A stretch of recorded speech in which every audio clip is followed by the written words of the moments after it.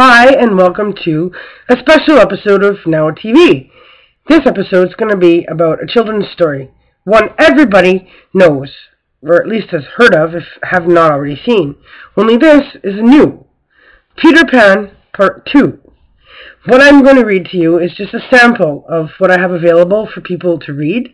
I may or may not add to it and come back and do a second video to go with what I'm about to share with you. But I kind of like leaving people hanging for what's next. It's what gets me paid to do the job, right? So, here it goes. I'm just going to kind of go with it, and hope you guys enjoy the story. Written and narrated by none other than myself. Thank you. Peter Pan was walking to the treehouse after his early morning walk. He liked to go for walks when things were still quiet, while most residents were still sleeping. It gave him a chance to sort out things he was thinking before having a good day. Upon arriving to the front of the treehouse, Peter Pan noticed something different. There was something in the letterbox. There has never been anything in the letterbox before. So Peter Pan opened up the top and removed what was inside. Sure enough, it was a long white envelope, properly addressed and everything. How exciting, Peter Pan thought, as he closed the lid to the letterbox and went inside the treehouse. Peter Pan says, "Look, everyone! Look! Something different happened! Something more different than the usual different stuff that happens in Never Never Land!" Fully waking everyone from their slumber, one by one the Lost Boys come from their beds towards where Peter Pan was standing with the letter. Lost Boy 1 says, "What is it, Peter Pan? What is so exciting and new that we're missing breakfast over it?" Peter Pan says, "You're not missing breakfast. You're just going to have it a little later than usual today. I found a letter in the treehouse letterbox. We've never had a letter in the treehouse letterbox before." Lost Boy 2 says, "Why, of course not, Peter. That's because we can't read. So what reason would anyone have to send us a letter?" And Peter Pan says, "Well, maybe someone wanted to send us a picture or something that didn't require us to read it. That kind of mail could always show up. You never know. So having a letterbox is still important. And look, now I have proof it is," he says with a smile, holding the letter up for everyone to see. Lost Boy 3 says, "Well, what does it say, Peter? I mean, who is it for?" Peter Pan says, "I don't know. I can't read. But we all know our alphabet, so together we should be able to figure out who it's to. Isn't this exciting? A letter in the letterbox. A letter to the treehouse. Something new has happened. I always love it when something new happens. It makes me so happy. It's such a wonderful thing." Lost Boy 4 says, Yes, it is exciting. I concur. I like it when new things happen in Never Never Land. It makes going to sleep and waking up the next day worth it every day." "Okay, I know my alphabet really good. Did you want me to start it off? I mean, maybe it's for me." Peter Pan says, "No, I don't think so. I mean, not that I don't want you to get a letter. I just mean that the first letter that's on the envelope telling me who it's addressed to is a T. Your name doesn't start with a T." Lost Boy 4 says, "No, my name doesn't." "Okay, so then, whose name does it have on there?" Peter Pan, now over at the table, puts the letter down on it so everyone can see it.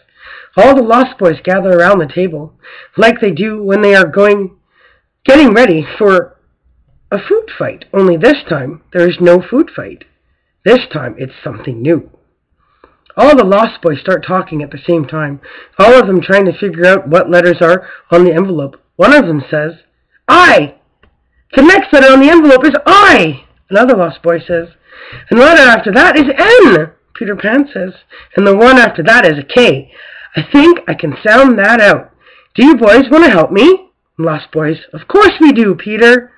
All together in a big group, they all start sounding out the letters they have read so far. T-I-N-K. T-I-N-K. T-I-N-K. "Oh, I get it. I think I got it," Peter says. He goes on to say, "I'm pretty sure, almost positive, or very certain, that those letters sound out Tink. The letter," they all say at the same time, "is for Tinkerbell?" Yeah, they all go about being very excited about their great new day, saying Tinkerbell's name so loud that it woke her from her sleep and caused her to leave her bed. And when she got to where they were all standing, she said, "What is going on? Why are all of you saying my name? Are you guys talking about me behind my back? You know, they call that gossiping. And gossiping isn't a very nice thing to do to someone. It can lead to all kinds of problems. I thought we were all friends in the treehouse. Peter Pan and the Lost Boys all start talking to her at the same time, telling about the new thing that happened at the treehouse this morning. How Peter Pan found a letter in the letterbox that the post officer brought to the treehouse, and none of them can really read, but that all of them knew their alphabet, and so together they sounded out who the letter was for. And Tink says, "Oh, good. I was worried that I might have to leave the treehouse and go find some other friends or place to stay in." Peter Pan says, "We love you, Tinkerbell. You are part of the treehouse family, and you will be forever and ever and ever. We would never gossip about you. In fact, I don't think we gossip about anyone ever.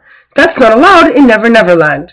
If someone has got something to say to someone, then you just go and say it to that someone." Tink says, "Okay, Peter, I believe you.